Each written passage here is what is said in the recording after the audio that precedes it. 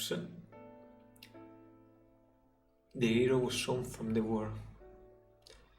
He had performed gallantly on the battlefield, advanced to the rank of general, and made a triumphal entry into the village of his birth. The villagers welcomed him with a festive celebration. The grown-ups were treated to drink beginning in the afternoon, and the children received sweet confection. The cattle and sheep in the pastures that supported the villagers' livelihood whenever, because they were excited by the unusual commotion or were welcoming the hero in their own way, sent a especially stir cry reverberating into the blue summer sky. General, you are the pride of our village. Obviously full of pride himself, the head of the village thrust out his chest as he delivered his congratulatory address in the welcoming ceremony. To think that the foremost hero in the army came from this tiny village is incredibly exhilarating and gratifying. I'm sure our ancestors were overjoyed as well. The throng came into the village square, burst forth with cheers and applause. According to the official figure released by the army the other day, General, you brought down at least 2,000 enemy soldiers with your own hand. A thunderous shocked the square. Come to think of it, the population of this village is less than 1,000. This means, sir, that you managed to bury more than 2 of this village worth of your own. How fortunate for us that you were not one of the enemy. If by any chance you've been a warrior of your caliber on their side, we all be resting in the hilltop graveyard by now. A few of the women frowned momentarily at this remark, but the man, full of liquor, responded with an explosive laugh. Sitting stage center, the general lightly stroked his dignified bird. No one person knew that it was his habit whenever he was perplexed. When he left his village to join the army, he was just an ordinary soldier, a long way from growing a beard. General, you're truly the savior of our army, and indeed our entire nation. I understand you will be leaving for another battle tomorrow, but we are all hope that you will be thoroughly enjoy yourself on this visit to your birthplace. The village chief and his greeting withdrew to the wings, whereupon the village #1 entertainer bounded onto the stage in the most comical way he could manage. "Their general," he cried, running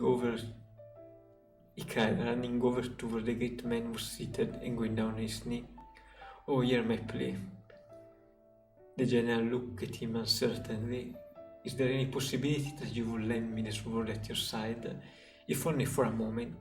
Perplexed through he was by all this, the general, impelled by the horses' applause and cheers, handed the man his tassel and jewel-encrusted sword.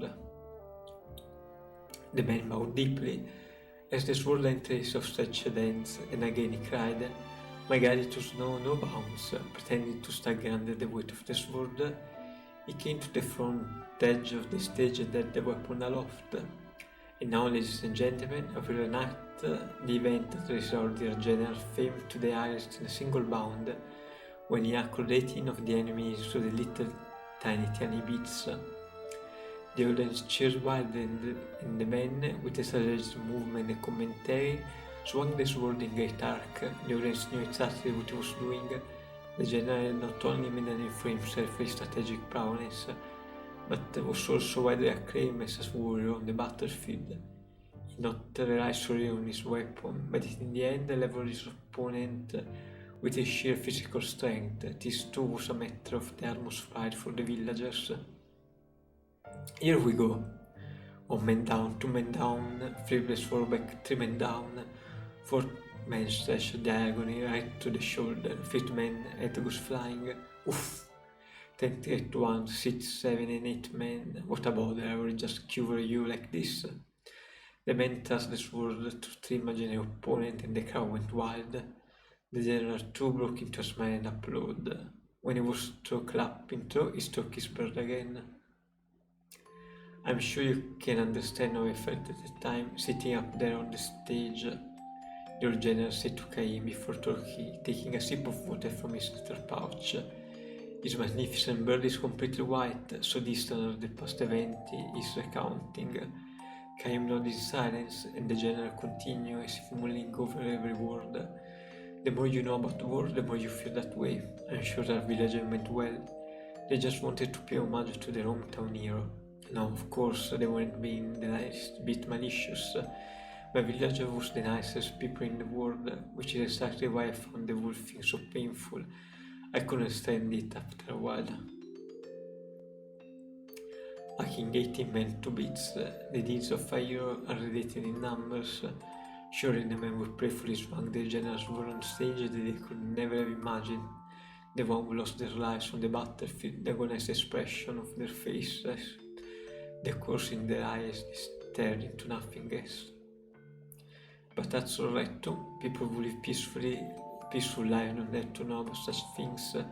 That's what people like us are for, to keep their life far away from the battlefields. Don't you agree? Thanks to us and our killing of enemies, the people we're supposed to protect don't have to know anything about the blood lies of war. Unless you believe that, what's the point of people killing each other? Caim said nothing in reply, without either affirming or negating your general's word. He stared vaguely at the general's troop. What would you say your name is, Caim? I suppose you give more heavily so that you can begin to count. There's no way I could count them all. I thought so. You have a flawless spirit, the kind that can only be tempered on the battlefield. Only a man who survive one battle after another can carry himself the way you do with complete naturalness. How does a man like you find himself driving a horse cart over a mountain pass? Caim is ready to live without answering the old man asked him such a question. But the general inquired no further into Caim's background. Instead, there is a sense of relief in the smile he bestowed on the sight of Caim resting his horse at the pass. I was 16 the first time I went to battle. After that I just kept running from one fight to another until I made it all the way to the general. At first I remember the faces of the men across all wit and killed. Even if you don't try to remember them, they get carved into your memory. I had terrible nightmares, and try as my might I could never seem to wash off the stench of blood that splashed onto my face. And hence, that was an hallucination, of course, but it got so bad once that I spent the whole night in a river trying to wash myself off. The general paused a moment to think about his story, then went on. But after a while you get used to it. You get used to fighting and killing over and over again, in your body, in your mind, and your heart. You just get used to it. That's how people are, so I stopped having nightmares. I killed all the enemies all that I could lay my hands on, and I forgot every one of their faces. It's the same for you now too, Caim, isn't it? Maybe so. It's like a curse. If you don't get used to it, your heart breaks. On the other hand, if you don't get used to it, your heart probably ends up breaking someplace deeper down. The general cast a fond glance toward his resting troops. Then slowly shifting gaze far down to the foot of the mountain, he said, so that's what it's like for me back then. When I returned to my birthplace in triumph. For the final event, the welcoming ceremony, several children mounted the stage, and now in honor of our hero, the children will represent the general for a right more marvelous than the greatest medal there ever was. The audience was wild again. When the children put the breath to his neck, the general favored them with a warm smile. The first ever smile from the heart that he imagined since climbing onto the stage. And finally, a special treat for the general, who has been galloping from one battlefield to the next, far from his native place. The children chose a representative who read his own original composition, spelling out the joy of the peaceful life of the village. With a look of grim intensity, a small boy, barely old enough to go to school, unfolded his composition and gripping it to hands, began to read aloud from it, straining to make himself heard. First I'm going to write about one of the nicest things that happened to me at my house. We have a pasture with lots of cow and sheep. One cow had a baby 2 days ago. I had my daddy by stalking the cow back with a end of a straw while he was having the baby. That makes the cow warm up, so it's easier for her to give birth. The baby was born just before the sun came up. It was a tiny baby, but it could already stand on its own leg. A baby, wow! I'm going to take care of the baby until it gets big, the little calf. Hurry up and grow up, okay? The general had tears in his eyes.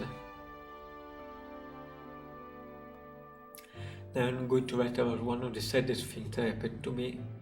That was when my grandma got sick and died. She was a nice grandma, and her sickness made her feel bad, but she was always smiling when I was around. She asked me all around when she died. I watched her face the whole time because I knew I wouldn't be able to see her anymore, and I wanted to remember her even after I grew up. She just kept smiling and smiling for me right to the very end. That's why she was always smiling when I think of her. Are you looking down on me from the sky, Grandma? I will never forget you as long as I live. Tears were streaming down to the general's face.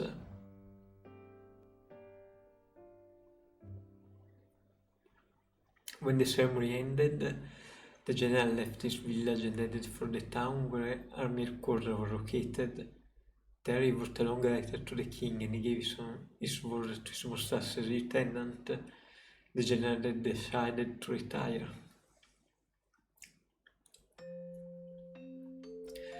This was a big surprise to me as it was to anybody, but when I heard the little voices say, it occurred to me what makes us human is to celebrate each life that comes into the world and mourn each life that is lost. I didn't need the medals anymore, I didn't need the honor of being allowed into the presence of His Majesty anymore. I wanted to be a real human being again, and so a sort of overnight I went from being the village hero to be reviled as a traitor. The general turned to face Caim and asked, so are you going to mock me as a coward for running away from the battlefield, or blame me for being the deserter who betrays some patriotism? Caim turned a gentle smile on the old man. Neither, he said. As a soldier you made the wrong decision, but as a human being you made the right one.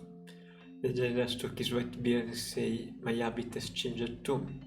Nowadays I find myself stroking my beard when I'm embarrassed. The two men looked at each other and smiled. Okay, back to work, said the general standing with a grunt. He called out to his troops, alright men, it's all down here from here, let's give it one last push and get back to the village before sunset. The troops, under the general's command, consist of 30 sheep, not one of whom is likely to take a person's life.